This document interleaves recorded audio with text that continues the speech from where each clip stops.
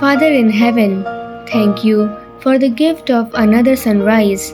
Before this day begins, I want to ask you for something simple. Make today meaningful. Don't let me rush through it without noticing the people and the moments you have placed in front of me. Help me slow down when someone needs to be heard. Help me pause when someone needs encouragement. Help me choose love when I have the opportunity to make someone's day a little brighter. Lord, I don't need today to be perfect. I simply want to live it with you.